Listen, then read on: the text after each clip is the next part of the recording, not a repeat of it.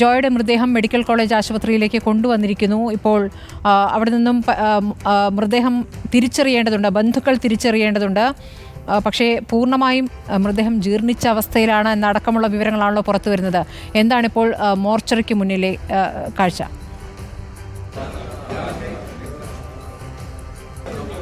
സ്മൃതി, ഒരു മൃതദേഹം കിട്ടി എന്നല്ലാതെ ഇതിനൊരു ഔദ്യോഗിക സ്ഥിരീകരണം ഇതുവരെയും ഉണ്ടായിട്ടില്ല. ഔദ്യോഗിക സ്ഥിരീകരണം ഇല്ലാത്തത് കൊണ്ടാണ് ജില്ലാ കളക്ടർ ഉൾപ്പെടെയുള്ളവർ പ്രതികരിക്കുകയും ചെയ്യാത്തത്. അതായത് ബന്ധുക്കളെത്തി ബോഡി തിരിച്ചറിയുക എന്ന് പറയുന്ന ഒരു നടപടിയുണ്ട്. അതല്ലെങ്കിൽ ജോയിയെ ഏറ്റവും അടുത്തറിയുന്ന ആളുകൾ വന്ന് തിരിച്ചറിയുക എന്നുള്ള നടപടിയുണ്ട്. സ്വാഭാവികമായി ജോയി തന്നെയാണ് എന്ന പ്രാഥമിക വിലയിരുത്തലാണ് ഉള്ളത്. അവിടെ അല്ലെങ്കിൽ അങ്ങനെ ഒരു മൃതദേഹം വരേണ്ട സാഹചര്യമില്ല. ശ്രുതി പറഞ്ഞതുപോലെ തന്നെ 2 ദിവസം വെള്ളത്തിനടിയിൽ കിടന്നതുകൊണ്ട് തന്നെ ജീർണിച്ച അവസ്ഥയിൽ തന്നെയാണ് ഉള്ളത്. വലിയ ദുർഗന്ധമുണ്ടായിരുന്നു. കാലിൽ നിന്നും മറ്റും തോലൊക്കെ ഇളകിയ നിലയിലാണ് മൃതശരീരമുള്ളത്. വയറ് വല്ലാതെ വീർത്തിരുന്നു. ഇതിൽ തുടക്കം മുതൽ തന്നെ നമ്മളൊരു പാളിച്ച നമുക്ക് പറയേണ്ടതുണ്ട്. അതായത് ജോയി വീണു. അവിടെ നിന്ന് ഒരു 10 മിനിറ്റ് പൂർത്തിയാകുന്നതിന് മുമ്പ് തന്നെ ഫയർ സർവീസ് അവിടെ തെരച്ചിലും ആരംഭിച്ചു. പക്ഷേ ആ ടണലിൻ്റെ 117 മീറ്റർ കഴിഞ്ഞാലുള്ള ഓപ്പണിങ്ങിൽ ഒരു വല കെട്ടുന്നതിന് തയ്യാറായിരുന്നില്ല എന്നുള്ളത് ഗുരുതരമായ വീഴ്ച തന്നെയാണ്. ഏറ്റവും ഒടുവിൽ ഒരുപക്ഷെ ഇന്നലെ പെയ്ത മഴ കൂടാതെ ഇന്നലെ 5 ലക്ഷം ലിറ്റർ വെള്ളമാണ് വാട്ടർ അതോറിറ്റിയുടെ കൂടി സഹായത്തോടെ ഇതിലേക്ക് അടിച്ചിറക്കിയത്. നമ്മൾ ഇന്നലെ റിപ്പോർട്ട് ചെയ്തിരുന്നു. വലിയ ശക്തിയിൽ വെള്ളം തള്ളിവിട്ട് കഴിഞ്ഞാൽ മാലിന്യത്തിൻ്റെ ഇടയിൽ എവിടെയും ജോയി കുടുങ്ങിയിട്ടുണ്ടെങ്കിൽ അത് പുറത്തേക്ക് വരുത്താനുള്ള ശ്രമമാണ് എന്നുള്ളത്. പക്ഷേ അത് ചെയ്യുന്ന സമയത്ത് അതിൻ്റെ ഫലം കണ്ടില്ല എങ്കിൽ പോലും പിന്നീട് രാത്രി നിർത്താതെ പെയ്ത കനത്ത മഴ വലിയ വെള്ളക്കെട്ട് ഈ തോട്ടിൽ ഉണ്ടാക്കുകയും അതിൻ്റെ അടിസ്ഥാനത്തിൽ പുറത്തേക്ക് ഒഴുകിപ്പോയി എന്ന നിഗമനമാണ് ഇപ്പോൾ ഇതിൽ വിദഗ്ധരായിട്ടുള്ള ആളുകളെല്ലാം പങ്കുവയ്ക്കുന്നത്.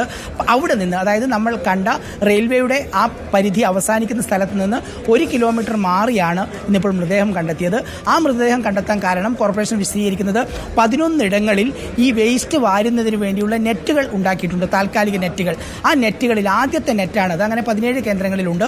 അവിടെ വെച്ചാണ് ശുചീകരണ തൊഴിലാളികൾ ഇത് വാരിയെടുക്കുന്നത് എന്നാണ് നഗരസഭ വിശദീകരിക്കുന്നത്.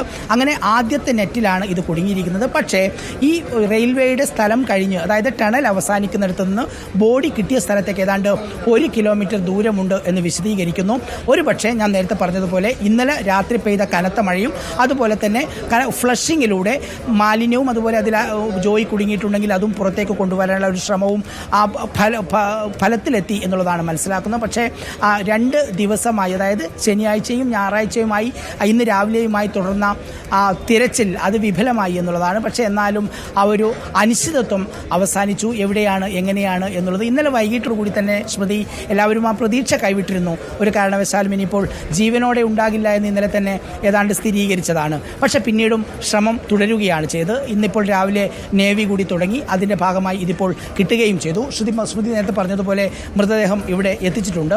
മോർച്ചറിയിലാണ് മൃതദേഹം ഇപ്പോൾ ഉള്ളത്. ഇവിടെ കോർപ്പറേഷൻ മേയർ, ജില്ലാ കലക്ടർ, കോർപ്പറേഷൻ സെക്രട്ടറി, അതുപോലെ മറ്റ് വിവിധ ഡിപ്പാർട്ട്മെൻറ്റുകളിലെ മേധാവികൾ എല്ലാവരും ഇവിടെ ഉണ്ട്. ഈ മൃതദേഹം കണ്ടെടുത്ത ശുചീകരണ തൊഴിലാളികളും ഇവിടെ ഉണ്ടായിരുന്നു. നേരെ ഇവിടേക്ക് തന്നെയാണ് മൃതദേഹം എത്തിച്ചത്. നമുക്ക് ദൃശ്യങ്ങളിൽ കാണാം.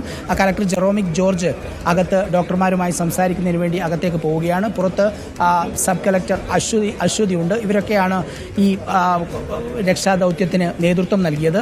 ഇവർ മൃതദേഹത്തിൻ്റെ ഒപ്പം തന്നെ ഇവിടേക്ക് എത്തുകയായിരുന്നു. ഇനിയിപ്പോൾ പോസ്റ്റ്മോർട്ടം ഉൾപ്പെടെയുള്ള നടപടികളിലേക്കാണ് കടക്കേണ്ടത്. നെയ്യാറ്റിക്കരയ്ക്കടുത്ത് മാരായമുട്ടം എന്ന സ്ഥലത്താണ് ജോയിയുടെ പ്രദേശം. ഒരു സാധാരണ കുടുംബത്തിൽ ജനിച്ച ഒരു മനുഷ്യനാണ്. ആക്രി പെറുക്കിയും അതുപോലെ ഇത്തരത്തിലുള്ള ജോലികളൊക്കെ ചെയ്തുമാണ് ഉപജീവനം മുന്നോട്ട് കൊണ്ടുപോകുന്നത്. ഭാര്യയോ മക്കളോ ഒന്നുമില്ല. അമ്മയാണ് വീട്ടിലുള്ളത്. അങ്ങനെ ഒരു സാധാരണ കുടുംബത്തിലെ ഒരു സാധാരണ മനുഷ്യനാണ്. അപ്പോൾ തിരിച്ചറിയൽ ബന്ധുക്കൾ തിരിച്ചറിയേണ്ടതുണ്ട് എന്നാണല്ലോ നേരത്തെ അറിയിച്ചത്. അപ്പോൾ അമ്മയെ ഇവിടെ എത്തിക്കും എന്നാണോ മനസ്സിലാക്കേണ്ടത്? ഒരു അമ്മ മാത്രമേ ഉള്ളൂ ജോയ്ക്ക്, വേറെ ബന്ധുക്കളില്ല എന്നുള്ള വിവരം നേരത്തെ വന്നതാണ്. മകനെ കാത്തിരിക്കുകയായിരുന്നു അമ്മ. ഇപ്പോൾ ആ മരണവാർത്തയാണ് ഇപ്പോൾ വരുന്നത്. പക്ഷേ മകൻ തന്നെയാണോ എന്നുള്ളത് അമ്മ സ്ഥിരീകരിക്കേണ്ട സാഹചര്യം